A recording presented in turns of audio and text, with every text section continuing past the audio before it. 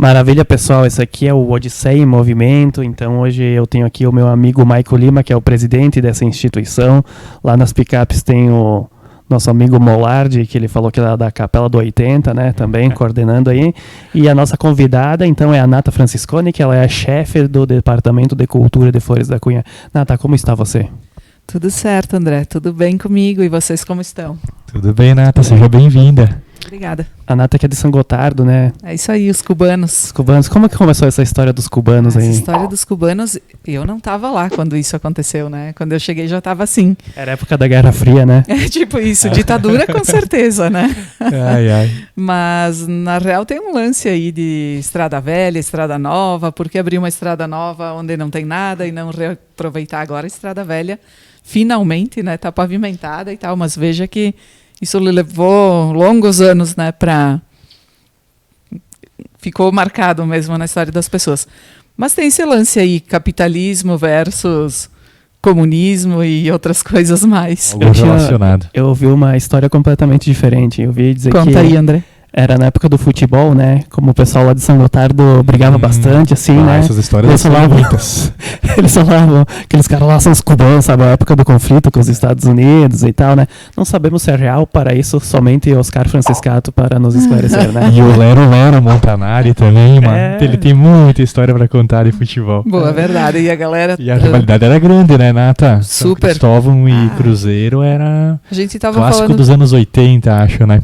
Isso aí, anos 80 a 90, né? Uma parte dos 90, a própria inauguração do estádio teve um episódio envolvendo os times. Esses dias a gente estava falando sobre isso, até com o secretário César Cons, que foi goleiro do São Cristóvão há muito tempo, né? E tal. Lembrando dessas histórias, mais o Clodo, o Rigo, enfim. Mas o que acontece é que teve uma época que, inclusive, o time todo de São Cristóvão se transportou para outro time. Eles se vendiam entre times, Sim, assim, para combater o Cruzeiro, né? O Cruzeiro era bom, mas tinha vários times que se destacavam aí, né, em Flores, Sim, nos tinha. jogos Sim. no Municipal. E bons tempos. Mas se tu vai pedir pra alguém de São Gotardo, o Cruzeiro é o melhor, é o maior vencedor. Não, e realmente ele é o maior vencedor, tem mais taças, enfim. Não, e É os lembrando cubanos. que a gente está aqui junto ao Estádio Municipal, tá? Que a nossa biblioteca Sim. fica aqui junto ao Estádio Municipal. Quem quiser retirar um livro, vocês podem clicar no link aqui do YouTube, tá? Da nossa Biblio Odisseia. A gente fica aberto das 10 ao meio-dia, todos os sábados. Tem livros fantásticos, livros sensacionais. Então, aqui no Estádio Municipal, acabou de falecer o cara que fez o primeiro gol faz uma semana, né? Que foi o Januário, e eu assisti esse jogo, foi em 95. Isso aí. Era era São Cristóvão e Flamengo de São Roque. E deu 1-0 com o gol do cara lá. Mas tudo bem, futebol a gente já falou bastante. Isso. Eu não queria perder a deixa e dizer que quando falamos de estádio municipal e tal, o André não deixou a bola picando, né? Isso. Foi lá e já vendeu a biblioteca, né? Os livros, tá ótimo. O cara tem um filho bom. Agora a gente já foi pra cultura, né? Fez Nata, o gol. antes de falar sobre a cultura, né, que é a atividade que tu tá desempenhando agora, a gente quer saber mais sobre a sua vida, tá? Tu trabalhou com publicidade, é isso? Bom, então, eu sou uma pessoa que nasceu numa família razoavelmente pobre, eu diria que bastante pobre, e não enriquecemos até hoje, mas deixamos de ser, né? A gente evoluiu um pouquinho nessa escala de qualidade de vida, digamos assim.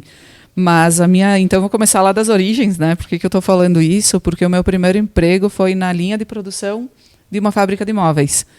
Como todo bom cubano, né? Um polo moveleiro fortaço. Não, eu não trabalhei na Toigo, mas eu trabalhei na Marine Móveis, outra empresa que também já não existe mais, né? Resultado aí dessas crises e outras coisas ao longo dos anos. Mas fui para a Marine Móveis e um dia eu disse, eu quero fazer outra coisa. Eu trabalhei 8 anos lá, né? Feliz, cantava. Era uma galera, ontem mesmo encontrei uma ex-colega e a gente ficou falando de como a gente se divertia, apesar do trabalho árduo na pintura, tingindo peça e essas coisas. Mas um dia eu acordei e decidi que eu queria fazer outras coisas da minha vida, que eu achava que eu tinha muito potencial para estar lá só lixando móveis. Certo. Eu escrevia poema em peça de madeira e tal. E às vezes eu era até meio revolucionária. Um dia me chamaram para conversar, porque eu escrevi um poema meio anarquista, talvez, sei lá. Eu fazia trocadilhos e pegava poemas e reconstruía e tal. Então, volta e meia, né, o proletariado é chamado para conversa de canto. E hoje né? a gente percebe que tu deu a volta por cima só vendo a tua jaquetinha nova aí, e a gente percebe que financeiramente tu deu um belo up, né? Super. Isso aqui eu comprei numa promoção há uns 10 anos atrás. Ela é ótima porque é uma pintura, né? Pode-se dizer. Bem bonita a cor, funciona tudo. super Azul, bem. eu sou fã. Olha, tipo uma homenagem ao Cruzeiro, então, talvez. Olha né? ali, ó, Desculpa. é a mesma tonalidade ainda, quase. Nem era esse o plano, mas foi, deu certo. Ótimo. Ô, Nata, eu não sei se eu tô enganado, tá? Mas tu foi a primeira presidente mulher do Lions Club, né? Não, eu fui, acho que a segunda mulher. A segunda? Tá Porque bom. a primeira foi a Vilma. Ah. A Vilma Toigo. Eu lembro de ver a tua foto lá no mural. E como é que foi participar dessa Obrigada. instituição aí? Então, foi legal. Mas eu só queria voltar um pouquinho para trás e dizer que daí um dia eu decidi que eu ia procurar o mundo. E eu tive uma passagem rápida por um emprego em Caxias, que eu não curti muito, porque não era o que eu estava procurando. E eu bati na porta do jornal Florense e falei: Carlos, eu quero trabalhar aqui. E o Carlos disse: e por quê que tu quer isso? Falei: porque eu gosto de ler, gosto de escrever. Tá estudando? Não. Vou estudar. Tá bom, vamos testar. E aí lá fui eu. Isso me levou a várias outras coisas, inclusive para publicidade, mais tarde, né, respondendo a tua pergunta. E lá, uns anos depois, eu fui presidente do Lions Clube de Flores da Cunha. Isso foi no ano 2006. 2005 virando para 2006. Legal, eu Já faz frequentei lá, meus pais eram do Lions, gostava muito assim da amizade e tal que cultivava por lá, né? Mas e como é que foi a tua volta assim pelo mundo da cultura? Que tu, depois dessa conversa com o Paviani, assim, aonde a cultura, o jornalismo, enfim, te levou? A gente conhece muitas pessoas, né? Eu acho que das coisas boas da vida estão viajar, conhecer pessoas, comer boa comida, não importa, não estamos falando aqui de preço nem de nada, estamos falando de boa comida. Exato. Polenta e radicchio também é uma boa comida, né? Mas todas essas experiências são enriquecedoras, né? Então, o Jornal Florense para mim foi o primeiro lugar que eu pude me expressar. Aí depois disso, eu sempre fui muito criativa, desde a escola, a vida inteira, né? Até escrever poema em peça de madeira na fábrica de móveis, né? E eu sempre procurei isso, como é que eu podia expandir isso. Então, acabei indo para uma agência de publicidade. A gente pode fazer merchandising aqui ou não? Então, trabalhei na Positiva, né, que foi a primeira agência de muitos florenses. Depois disso, eu acabei indo para onde? Centro Empresarial. Fiz um intercâmbio na Espanha, que também agregou muito para a minha vida, para o meu conhecimento. Eu fui uma das primeiras pessoas a comprar uma passagem online num tempo que a internet ainda era discada. E a minha passagem não veio impressa na impressora, como é hoje em dia.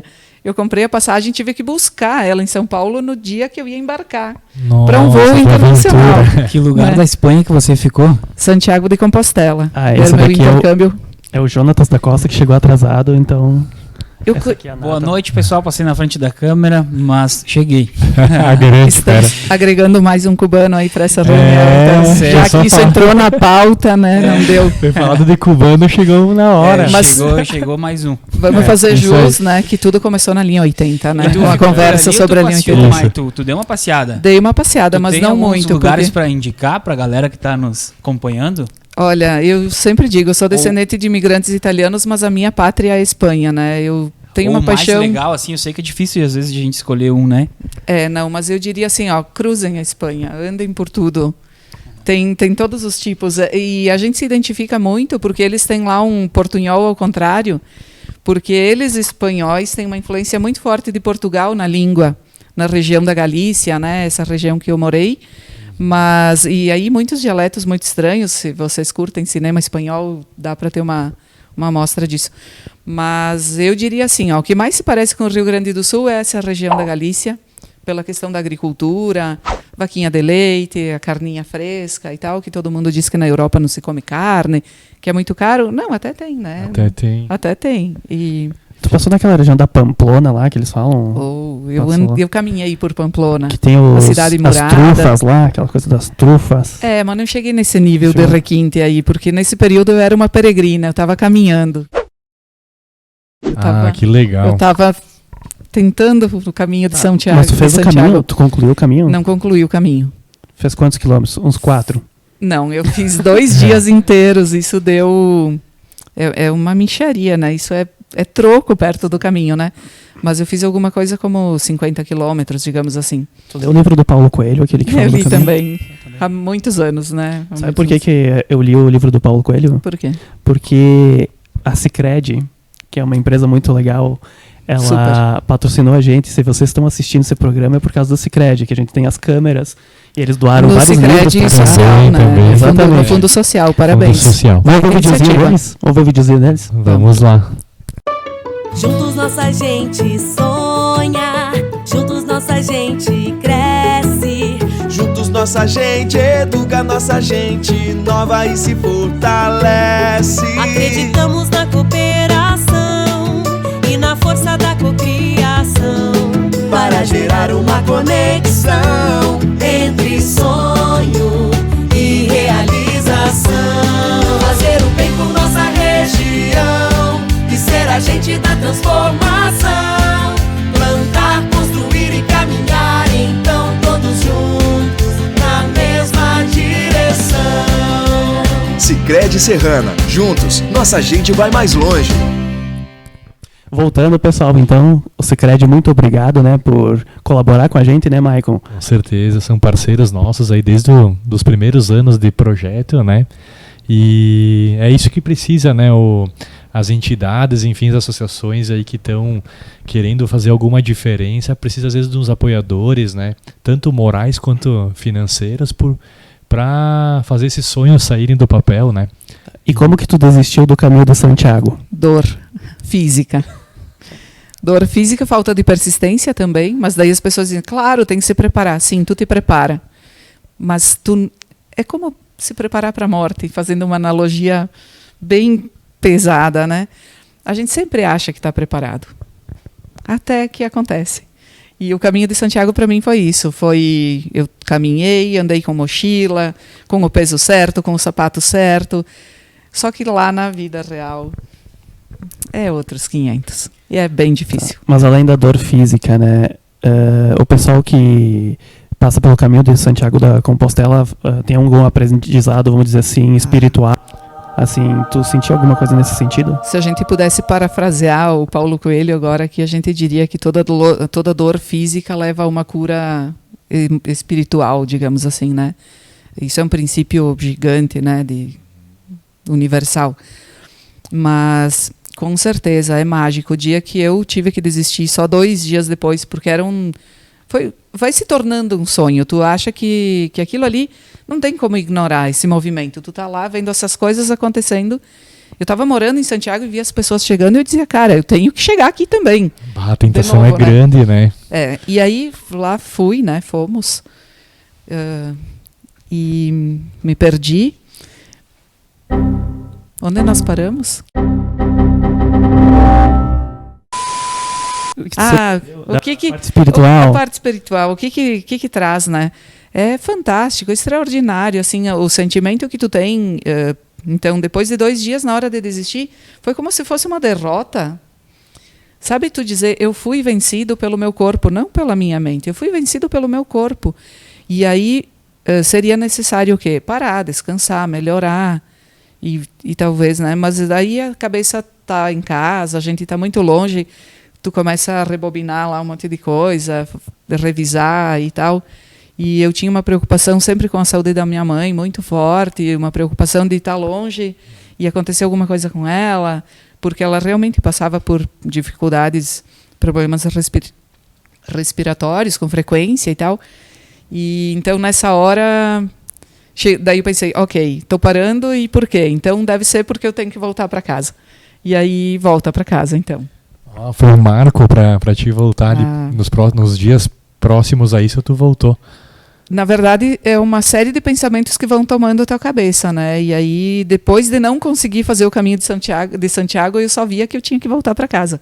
Eu não queria mais ir nem no flamenco, nem no nada. Eu só queria voltar para casa. Sim, tu vê como às vezes precisa acontecer algum fato para virar uma chave ou dar um sinal, né?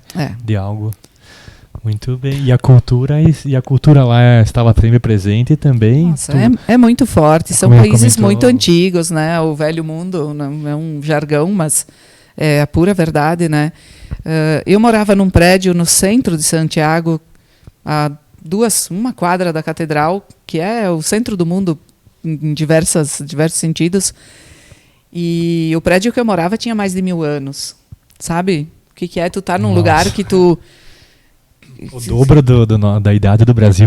O dobro da idade do Brasil. E aí tu tá falando com as pessoas, um dia eu perguntei informação para um senhor, onde é que fica tal coisa? E ele me disse, lá no bairro das Casas Novas. Aí eu, isso não me ajudou muito, né? E ele disse, bom, novas, né? São as casas que têm 80 anos. Então, casas novas para eles têm 80 anos. Aqui, 80 anos é muito velho, a gente derruba, né? É verdade. Aqui ia fazer essa comparação, né? 1000 anos, né? As construções lá. Aqui na nossa cidade tem casas de 100 anos. O museu deve ter perto disso ali, enfim, né? Não sei, o prédio da prefeitura também, acredito que é uma coisa mais antiga, assim. Mas... voltando ao assunto da espiritualidade ali, né, do caminho lá e tal, essa energia dos lugares também tu sentiu lá, né? Porque a gente sente, né, quando a gente entra a gente já olhando, a gente já sente aquele negócio que é algo antigo, né? E pisar num lugar desses, com a história que esse lugar tem. E é muito legal porque eu acho que aprendi muito sobre essa questão das raças, do respeito, de tudo ali presencialmente, porque... embora a gente esteja numa região que a gente considera que é racista, preconceituosa e que a gente insiste em dizer que não é, mas às vezes a gente se depara com nós mesmos tendo uma atitude que, cara, como é que eu estou pensando isso, né? Por que eu estou pensando isso? Então eu sempre me achei uma pessoa não preconceituosa nem nada, mas acho que eu aprendi muito mais lá nesse sentido. O caminho de Santiago. E eu estou começando a dizer São Tiago, porque aqui a gente criou agora, sinalizou, né, o caminho. Então, aqui tem que se policiar para dizer o São Tiago e o de lá é o de Santiago, né? Então, o que acontece? É um percurso e toda uma história essencialmente católica. Tiago, apóstolo de Cristo, cristianismo, catolicismo, e vamos vindo, né? Só que as pessoas que fazem o caminho, que visitam a catedral e tudo mais, elas são de todos os lugares do mundo, de todas as religiões, inclusive ateus, inclusive pessoas que só queriam ficar sozinhas, que querem se encontrar, né? Ficar sozinhas para se encontrar, na verdade, e outras coisas mais. Então, quando tu vê lá um muçulmano sentado na frente da catedral apreciando, tu entende que aquilo ali não é uma questão de religiosidade, é uma questão de espiritualidade. E é impossível ficar alheio, né? A gente só consegue entrar nessa história, tu não consegue ficar olhando de fora. Tu só quer fazer parte disso, né? Renata, e como que tu veio parar, então, nesse cargo que tu exerce atualmente de chefe do Departamento de Cultura? É uma pergunta interessante. Eu acho que essa sim vai durar vários programas, né? Vamos fazer no próximo, então, pessoal. Um intervalo tchau. agora. Now the world don't move to the beat of just one drum. What might be right for you may not. Na verdade é assim, eu também me pergunto, embora eu sempre tivesse um vínculo com a cultura, sempre foi indiretamente, né? Eu nunca liderei muito as coisas nesse sentido, porque são perfis, eu acho, embora eu tenha um perfil de liderança que eu sei que eu tenho em mim, mas às vezes eu não me permitia ou não iria lá, prefeito, que tu acha, né? Me chama aí e tal. E as pessoas me veem muito também como uma pessoa do turismo, né? Se vocês conversarem com as pessoas por aí. E aí, por que eu fui parar na cultura? Eu já trabalhei, independente de questões político-partidárias, né? Já trabalhei com o PMDB, já trabalhei com o PP. Né? Eu diria que os outros partidos talvez não tenham se dado conta que eles podiam me chamar, mas se me chamassem eu iria, não tinha problema nenhum. Né? Acho que o trabalho a gente faz pela coletividade e espera que seja para isso mesmo, né? Senão não faz sentido. O intuito real e verdadeiro é esse mesmo, né? Esse é o propósito, né? É o propósito. A população elege as pessoas para isso. E então, num período de 2017 e 2019, foi que eu acabei aparecendo um pouquinho mais na área cultural, participando das gincanas. É um negócio bem inusitado, talvez, né? Mas eu fiz uma série de amigos, pessoas que eu não conhecia, e eu avalio a minha vida assim, ó, agora que nós estamos aqui, 5 pessoas, 4 homens e uma mulher. Eu não tenho nenhum problema com isso. Esses dias eu fui para o bar, tinha não sei quantos homens, uma mulher, né? Na gincana, acabou que eu fiz muitos amigos jovens e tudo mais, e eu dizia para eles, eu estou aqui para aumentar a faixa etária, né? A média da faixa etária, porque todo mundo galerinha. E chegou ao ponto de ir lá na gincana de 2017, na primeira charada eu disse, eles estavam indo para uma resposta, eu falei, não, gente, essa resposta de vocês não está certa, o lugar é outro, porque olha aqui as informações, isso, parou todo mundo. E aí, tudo bem, se ela está dizendo, não sabemos quem ela é, mas ela está dizendo, e ela é mais velha, né? Tem suas vantagens. Vamos dar um voto de confiança para esta senhora. Essa anciã, né? Os anciãos têm sabedoria. Vamos dar um voto de confiança para essa senhora. E aí a galera foi lá no lugar que eu indiquei que era, e era o lugar certo para buscar a tarefa. E lá fomos nós, 40 e, sei lá, eu não sei, o pessoal que está assistindo vai saber, muitas tarefas mais tarde, muitas charadas mais tarde.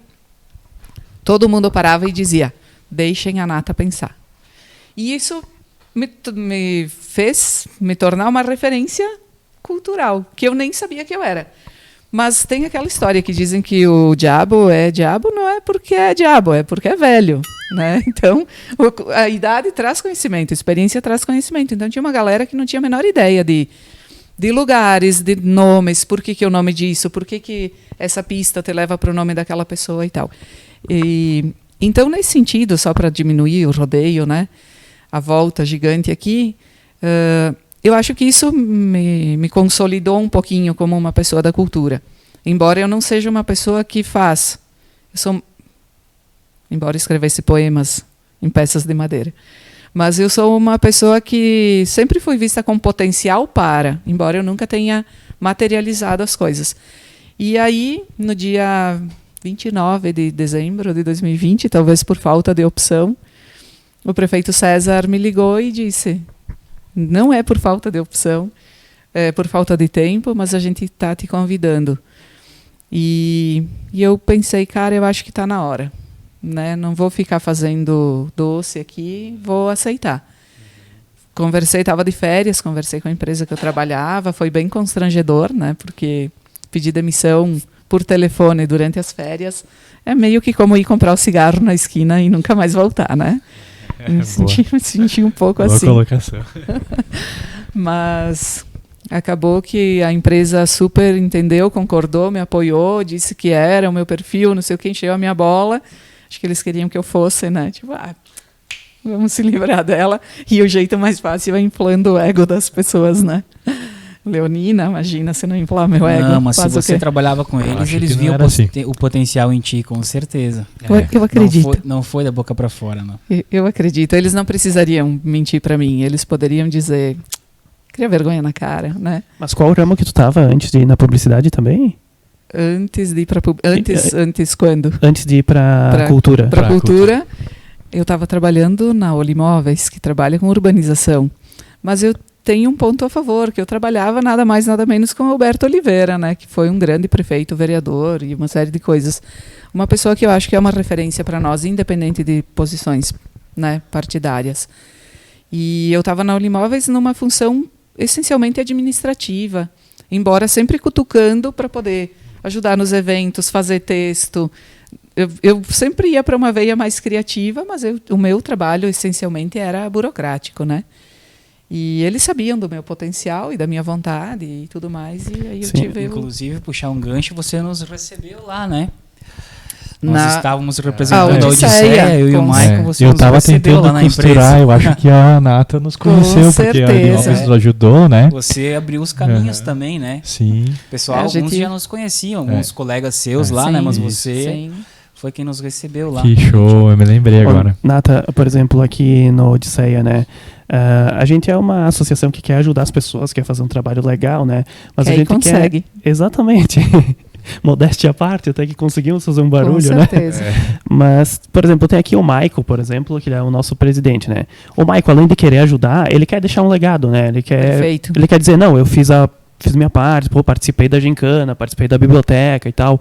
O Joninhas aqui, ele quer, por exemplo, as escolas dele, ele quer, não, vamos deixar umas escolas legais, porque é essa que tu toma conta, né? Porque tu quer também dizer que tu tá colaborando e tal, né? Então, agora, tu recém começou esse trabalho na cultura aqui de Flores da Cunha, e bem na época da pandemia. Uhum. Tu não teme que, por exemplo, daqui de um tempo adiante, vamos dizer assim, tu falou, alguém pense assim, poxa, foi muito atrapalhado pela pandemia, não deu para realizar tudo o que eu queria, assim. Se eu penso isso de mim ou se alguém vai pensar isso de mim? As duas coisas. As duas coisas. Então, eu penso que as pessoas podem pensar isso. Se elas vierem conversar, talvez elas percebam que não precisam pensar isso. E eu acho que a pandemia, por um lado, elas nos deu um respiro para os gestores, eu vou falar, mas ao mesmo tempo ela deu muito trabalho. Então as pessoas acham que a gente, por causa da pandemia, não está fazendo nada, porque essa é uma discussão diária, né? Cultura e turismo são vistos como duas secretarias ou atividades que são essencialmente fazer eventos. E não é verdade. A gente tem por trás disso, e antes disso, a gestão da cultura, a gestão do turismo, porque são duas potências econômicas. Enormes. E pouco exploradas ainda, pouco né? exploradas. Se tu tirar a cultura de Flores da Cunha, deleta a cultura. Vai lá, né, faz uma edição na história de Flores e tira os aspectos culturais. Não vai sobrar indústria moveleira, não vai sobrar indústria vinícola, não vai sobrar muito de agricultura. Então, não vai sobrar muita coisa. Por que eu estou dizendo isso? Sempre digo e sempre vou dizer, e quem me ouve vai dizer de novo, ela está falando isso. Acontece que a cultura é a base de tudo. Ela não é a mais importante nem nada, ela é o alicerce. Ela tá, de nada adiantaria também ter só a cultura, talvez, não sei, né? Mas a gente sabe que a cultura sustenta as outras coisas como dando corpo, alma. Mais do que corpo, eu acho que a cultura dá alma para as coisas. Então, quando a gente vai lá no agricultor que diz, eu ainda planto essa uva, vamos dizer que seja Bordeaux, ou que seja sei lá o quê, porque o meu bisavô plantava, o meu pai plantava, não sei o quê. Ele não está fazendo isso só por dinheiro. Ele está fazendo isso porque ele tem um zelo, um respeito, uma história, uma vivência cultural. Preservar a cultura e os ensinamentos dos antepassados, né? Que era o que tínhamos, né? Não tinha livros, não tinha universidades, não tinha... Tinha o quê? Tinha aquilo que o meu avô dizia, aquilo que o meu pai dizia. E como isso marca todos nós de graus diferentes, né? Mas como a gente tem essas referências da família e de tudo mais. Então, voltando lá para a questão da pandemia, né? Eu não me sinto frustrada. Eu sinto um pouco, porque dá muito trabalho, é muita energia investida para coisas que às vezes a gente não consegue fazer. É uma energia, por exemplo, fazer um programa, o Pensa, né? Fizemos o Pensa. A galera super curtiu e tal, mas antes as pessoas não acreditavam e não queriam participar. Por quê? Porque vai estar todo mundo assistindo, eu errando uma resposta de uma pergunta, eu não vou me expor. Então, hoje em dia a gente tudo tem mais visibilidade, mais alcance. Se eu não ver ao vivo, eu vou ver na semana que vem, ou no ano que vem, ou daqui a 10 anos. Mas eu ainda posso recuperar essas coisas. Isso tem um lado ruim, mas também tem um lado bom. Então, hoje, o que a gente faz na cultura, principalmente? Tenta estruturar toda essa base que acaba, às vezes, ficando em segundo plano, porque a gente está executando e menos tempo gerindo. Então, a gente aproveitou para executar um pouco menos e talvez colocar a gestão um pouquinho mais em dia. Uma prova disso, um exemplo disso, foi a Conferência Municipal de Cultura. Foi a primeira conferência, desde 2012 o Sistema Municipal de Cultura existe. Foi uma onda nacional, né, de instituir os sistemas, tanto no Brasil e depois em todos os estados e municípios. A lei foi criada, mas alguns elementos só do sistema foram criados. E a conferência, que é ouvir o povo, não tinha acontecido ainda nenhuma vez. E eu vou ser injusta se eu disser que não aconteceu profundamente, porque em 2013 teve um encontro no Espaço Cultural São José, com um bom público, lá umas 70 pessoas, 80 talvez, discutindo as questões culturais. Só que não ficaram muitos registros disso e não se construiu um documento disso. Então é mais uma reunião, né, que se Perdeu o esvazia. levantamento que seria útil ser levantado, né, as informações, né, As das coisas têm que ideias. ficar registradas, né? Uhum. Daqui a pouco vocês vão dizer, eu estava lá. Talvez vocês estivessem. Nessa época eu não estava morando em Flores. Eu não estava lá. Mas, eu estava lá e sugeri, e cadê?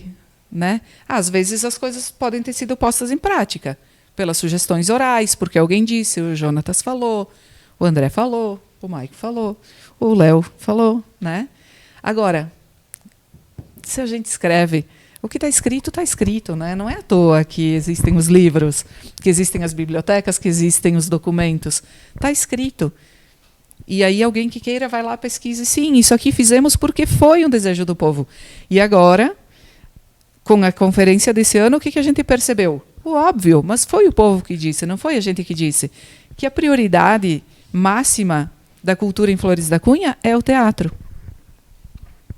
Alguém tinha dúvida disso?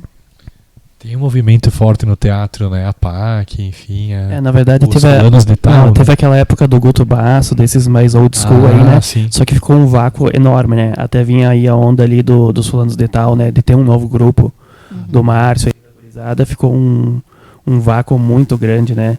E quando que eles começaram a fazer, começou a lotar, né? O Espaço Cultural São José, assim, que era uma galera daqui, foi algo improvável, vamos dizer assim, sabe aquela história do santo de casa não faz milagre, né? E eles deram uma resposta nesse sentido, né?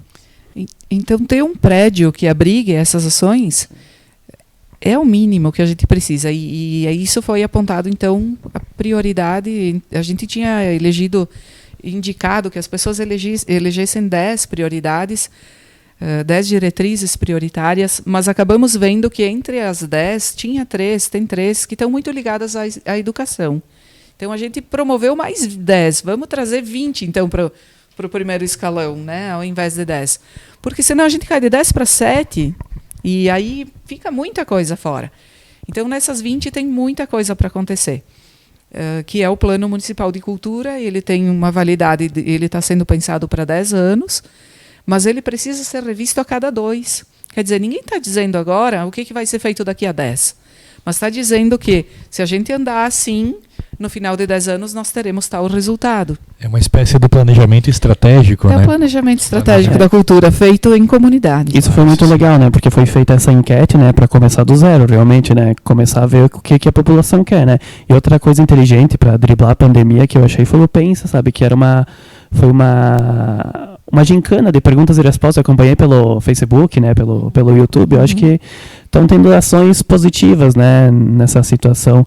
Mas, enfim... Nata, estamos chegando ao final do nosso programa, tá? Depois os guris, se eles quiserem fazer uma pergunta também, fiquem à vontade, mas eu queria que tu concluísse assim, dizendo qual que é o teu maior desafio daqui adiante para a cultura aqui do nosso lindo município. Boa pergunta. Bom, então, eu penso muito sobre isso, então a resposta não é demagógica. O desafio para a cultura aqui em Flores é mostrar que a cultura é além de tudo. Tudo que a gente sabe. A cultura também é uma ferramenta da economia, né? Se vocês forem buscar dados, a economia mundial, os valores mais altos que são movimentados e tal envolvem cultura e arte, né? Obras de arte e etc. É o que nós temos aqui? É o nosso mercado? Não é o nosso mercado. Mas a gente tem espaço para teatro, a gente tem espaço para música, a gente tem espaço para uma conversa como essa. E a gente precisa abrir as portas para que as pessoas possam participar disso. O desafio é mostrar para as pessoas, lembrar as pessoas, não é convencer ninguém de nada, mas é mostrar para as pessoas, fazer elas lembrar que a gente só precisa ser o que é. E isso vai nos tornar pessoas com um espírito, com uma força cultural forte. Por quê? Porque a gente vende os nossos produtos culturalmente sem saber que está fazendo isso. Imagina quando a gente souber. O Maico disse agora há pouco, né? Isso é pouco explorado. É pouco explorado, sim, porque as pessoas não sabem que o chapéu de dreça delas lá, que uma vez só tinha valor como utensílio, como adereço, né? Poxa, hoje em dia as pessoas andam quilômetros e querem saber de onde vem, como é que faz, como é que é a palha do trigo. Trigo? Sério? Plantavam trigo? Não sei o quê. Então, o meu maior desafio é persistir nesse trabalho, nessa jornada, e acompanhada de pessoas, eu espero que entendam que a cultura ela é a base de tudo e ela não precisa atrapalhar nada. Ela não quer ocupar o lugar de ninguém. Ela quer ter o respeito, ter o seu lugar e poder embasar todas as outras coisas que é o papel dela. A gente, quando vai para o Egito, a gente vai ver pirâmides. A gente, né? Nós fomos para o Egito já, né? Juntos, eu me lembro. Eu ainda não vou, mas eu vou na semana que vem, que eu comprei ótimo. passagem. Então vou te dar umas dicas. Também nunca fui ao Egito, desculpa. Mas quando a gente pensa no Egito, a gente pensa o quê? Pirâmides, areia, camelos, mausoléus, esfinges e etc. Um dia eu vi uma foto da pirâmide com a cidade lá no fundo, luzes. Eu falei, não é verdade, eu não acredito. Né? Então, próxima. E o que eles estão fazendo? Eles estão fazendo o que a gente quer que eles sejam. O que a gente quer que Gramado seja? A gente quer que Gramado tenha um monte de luzinhas piscando, pessoas se esbarrando na rua, fondue frio dando errado, porque afinal de contas não podia ser diferente, toda aquela galera e tal. Gramado é isso? Não, mas eles vendem o que a gente quer que eles sejam. Flores, as pessoas meio que ignoram a gente, né? Tem gente de Caxias que não sabe se flores, para que lado você vai, tem que pegar a Rota do Sol e ir para em direção a Lajeado Grande, onde é que é, né? E então flores têm que se posicionar. Culturalmente, turisticamente, que é tudo a mesma coisa, religiosamente, que é parte da mesma coisa também, literariamente, né? Essa galera toda que escreve, que faz coisas escondidas, que toca. Quantos músicos tem aqui em Flores? Quantos artistas? Quantas pessoas com vontade de... A gente não tem um malabarista de sinaleira? Porque não precisa? Uma baita arte. É uma baita arte. Tu vê aquelas pessoas, e ainda bem, tipo, ok, nossas pessoas estão trabalhando nas empresas, ganhando bastante dinheiro, fazendo suas casas, e eu espero que sendo felizes. Porque no fundo, só o que a gente precisa é isso. É ser feliz. E o desafio, então, é fazer com que a cultura esteja nos momentos de felicidade das pessoas em todas as esferas. E não só quando tu compra um ingresso para ir assistir alguma coisa. Pô, legal, Nata. Muito obrigado pela tua participação aqui. Foi um grande prazer conversar contigo. Muito desinibida, né? Muito legal essa conversa com a Nata, né? Que viajou para outros continentes, essa troca de ideias, né? E lembrando o pessoal, né, de conhecer a nossa Bíblia Odisseia, né? Todo sábado das 10 ao meio-dia. E também no link aqui abaixo do YouTube, você pode clicar aí e ver nosso acervo, que vai ser só alegria. Retirem livros aqui. E, guris, tem mais alguma coisa para mencionar nessa finaleira? Eu tenho uma pergunta para fazer e queria fazer um ganchinho ali que ela falou da cultura muito bem.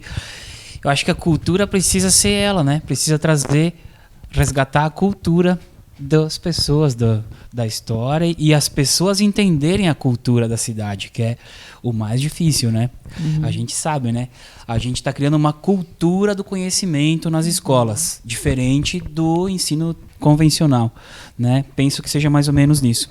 A minha pergunta para ti é uma pergunta que um dia eu quero responder, que alguém um dia me faça essa pergunta, mas eu vou te fazer. Qual que é o teu sonho depois dessa coisa de exercer um cargo público? Tu pretende continuar? Tu quer talvez ser prefeita? Ou qual que é o sonho da Nata depois disso? Que já fez de um tudo, né? Já realizou bastante sonhos, acredito eu, né? Qual que é o teu sonho, assim? Se tu não quiser contar, tudo bem, tá? Eu vou resumir em uma frase. O meu sonho é cortar as raízes e abrir as asas. Seja lá para onde isso me levar. Legal. Que assim legal. Como foi, né, também, né? Sempre toda a tua foi. trajetória, né? Sempre foi. É um dia depois do outro. Não tenho metas além da busca da felicidade, assim. Não tenho metas. Desbravar. O que for possível. Desde o quintal até o mundo. Legal. E, Nata, eu queria dizer que tu é a peça fundamental aí nessa virada de chave da cultura. Eu particularmente acompanhei mais, assim, o teu trabalho, né? do que os interiores. Então, para não fazer nenhuma injustiça, né? Mas eu vejo que essa questão do planejamento em qualquer esfera, né, faz muita diferença. Eu que sou das exatas, metódico, mas eu vejo até por aqui mesmo, quando a gente tentou organizar, colocar metas, manuais, enfim, tu vê que tu consegue fazer a coisa andar, né?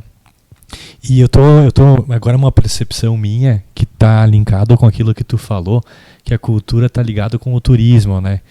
Eu vejo que talvez até um trabalho para nós ajudarmos, né, que as pessoas resgatem essa cultura, né, italiana, europeia, enfim, que nós temos, porque o turista do Brasil inteiro deve enxergar a nossa região, Flores, ou em toda a região, como uma região de colonização. E a gente conta com muitos lugares bonitos, naturais, né, além por sermos o maior produtor de uva do país, temos um interior exótico em relação a outros lugares do Brasil.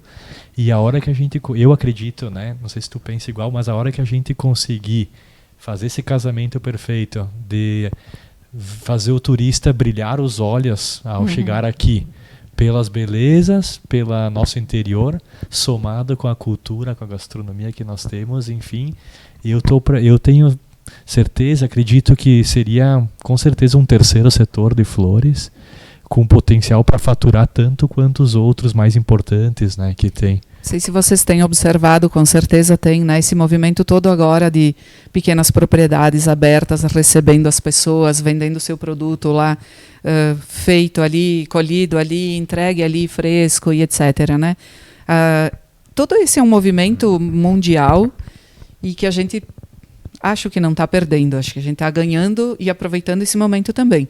A pandemia acelerou esse processo aqui em Flores, eu acho, embora muitas pessoas tenham investido até milhões nos seus negócios durante a pandemia e alguém diga, né, não vem ninguém, calma, as pessoas vão vir. Quais são os locais que as pessoas têm procurado agora para estar? Onde não tem aglomeração, onde não tem risco, onde elas ficam em paz, onde elas podem deitar a cabeça na grama e etc. É um movimento importante.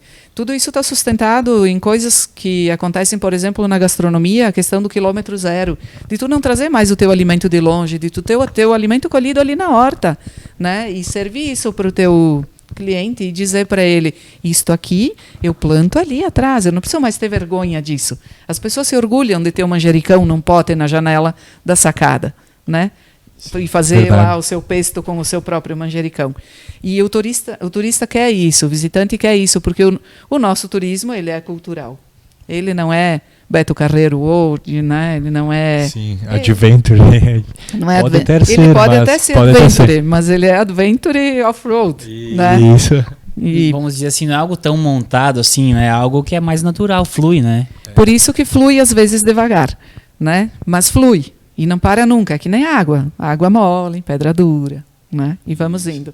É um plantio, né? É um plantio. E é como plantar, sei lá, tem uma infinidade de produtos aí, de variedades que tu planta agora e tu colhe 30, 40, 50 anos depois, né? Não é nada, não é que nem salsa, né? Que tu semeia lá e já vem. É. Não sei se o Maico vai ter uma pergunta, mas eu queria te fazer um pedido.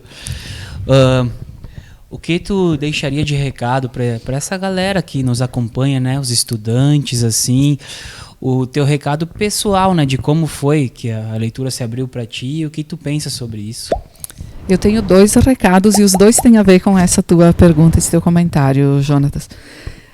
O primeiro eu vou dizer antes que eu esqueça, então, na semana que vem a gente tem uma atividade que é a Semana das Letras. Ela é uma mini feira do livro, digamos assim, vai acontecer na Casa de Cultura, nas escolas, tem momentos abertos para a comunidade na Casa de Cultura. As escolas não poderão se deslocar pelas todas as questões dos cuidados, todos os protocolos que eles ainda seguem. Então, se entendeu que não seria adequado tirar lá da proteção da escola e jogar no mundo, né? Agora vamos todos fazer uma aglomeração na Casa de Cultura. Entendemos que não era um bom momento, mas as pessoas estão convidadas a visitar junto com as suas famílias. Começa no dia 22 e vai até o dia 28, parte só nas escolas, uma parte só na Casa de Cultura. Por que eu digo isso? Então, esse movimento, que não é exatamente uma feira do livro, não quer vender livro só. Também quer vender livro, né? Porque, afinal de contas, é importante. Mas esse movimento quer produzir leitores, quer produzir pessoas críticas. O leitor não é necessariamente a pessoa que lê um livro, ou que lê 16 livros, ou que lê 50 livros num ano. Quem é o leitor? O leitor pode ler o mundo. Ele tem que ter capacidade de compreensão. Ele não precisa ser... A gente olha para as pessoas que estudam, e às vezes elas não sabem, não conseguem interpretar a forma como tu dá bom dia para elas. Então, o leitor, ele não tem que só saber ler em línguas, em letras, né? Ele tem que saber ler as características, os sorrisos, as expressões, a música, a melodia, né? A letra também. Mas a gente tem que, eu acho que, como experiência pessoal, assim, eu diria que a gente tem que ter fome de conhecimento, sede de conhecimento, e se jogar no conhecimento. Ele está também nos livros. Mas os livros, só eles não vão. A gente tem que interagir, tem que conversar, tem que botar esse tipo de programa na rua. Tem que fazer um showzinho no barzinho, tem que... Sabe? Então, essa programação da Semana das Letras, nessa Feira do Livro, que não vai contar como uma edição de Feira do Livro, a gente não tem essa pretensão, mas vai levar uma conversa, vai proporcionar uma conversa com diferentes esferas. O slogan é: quem lê viaja para onde quiser. É um clichê? É um clichê. Mas é mentira? Nem um pouco. Não é mentira. Então, por que a gente tem que reinventar? Não, vamos dizer a verdade. Quem lê, viaja para onde quiser. Viaja para onde? Onde é que eu quero viajar?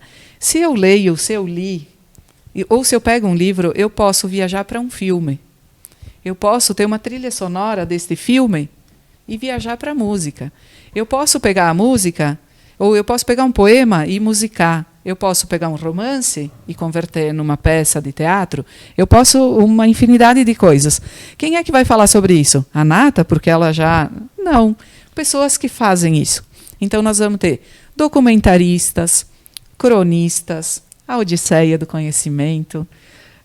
Vamos ter estudantes que fizeram documentários na escola, pessoas que trabalham em produção de áudio, e uma série de uma mescla de pessoas, e também um pouquinho de teatro, oficina de cerâmica, por exemplo. Isso também é ler o mundo. Ah, faz sentido. Por que tem oficina? Por que cerâmica em Flores? Porque em Flores também está acontecendo um movimento nesse tipo de arte e artesanato. Então, vamos interagir, vamos cruzar, vamos mostrar essa interdisciplinaridade e tudo é um conjunto, não existe nada que seja isolado. Se uma borboleta bate as asas lá no Saara, pode provocar uma tempestade, né? E etc. Eu estava tentando me lembrar dessa palavra que tu falou, como é que é? Isso é difícil, né? Interdisciplinaridade. Ele também falou aquele dia na Casa da Cultura. Eu falei isso? Falou, Pronto. Vamos falar sobre isso, que eu acho que é uma junção de todas as culturas e tal. E eu queria falar para vocês, mas não me lembrei. Agora vou aprender. E tem uma outra coisa que eu queria dizer quando a gente falou em cultura, imigrantes, descendentes de imigrantes, o que o povo que vem de fora espera e tal. E eu acho que o povo que vem de fora espera, e nós devemos esperar também. A gente, sim, é descendente de imigrantes italianos, meus pais são, e os pais deles eram, e alguém veio da Itália, e pouco me importa, no fundo, quem veio, sabe? Eu não tenho esse lance de eu quero a cidadania, não sei o quê. Não quero nada, vamos vivendo, né? Mas a gente tem que lembrar que a gente tem uma galera que eu tenho chamado de os novos imigrantes, e eu me orgulho de dizer isso, porque eles são imigrantes, tão imigrantes quanto os nossos bisavós, os nossos avós e etc. Estão aqui enfrentando as mesmas dificuldades, falando uma língua que quem mora não fala. Quando a nossa região veio, ninguém falava nada aqui, não tinha ninguém, né? Mas outros já vieram e tiveram que se misturar com quem falava a língua portuguesa e se adaptar e etc.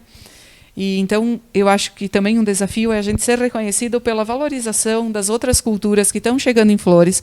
Não é ninguém tirar o lugar de ninguém, é mostrar que tem espaço para todos, para todas essas culturas, e porque a gente está fazendo um trabalho juntos, na economia, na cultura. Daqui a 100 anos, imaginem, a gente vai ter uma reviravolta naquilo que é a nossa história. Precisamos perder o nosso legado e anular? Não precisamos, não queremos e não vamos. Mas a gente precisa ter consciência de que a gente tem pessoas que estão passando pelas mesmas dificuldades, encontrando seu espaço. Tomara que sim, encontrando seu espaço aqui em Flores, estabelecendo as suas moradas e tendo o mesmo orgulho de dizer: essa terra me acolheu e é aqui que eu quero viver até o fim da minha vida, como a gente se orgulha de dizer também. É bonito isso, eu acho que é bem importante mesmo essa acolhida. Querendo ou não, já há algum tempo ela já vem acontecendo e eles estão inseridos já nas empresas, daqui a pouco até em outros ramos também, né? E logo mais vai ter mais reflexos ainda da cultura deles, porque vai estar no nosso dia a dia, né? Muito bom. E é esse espaço que também a gente quer que eles tenham, do ponto de vista cultural. Exato. Tá legal, então. Mais uma vez, muito obrigado, Nata. Obrigado. Obrigada a vocês. Obrigado à nossa audiência e até a semana que vem.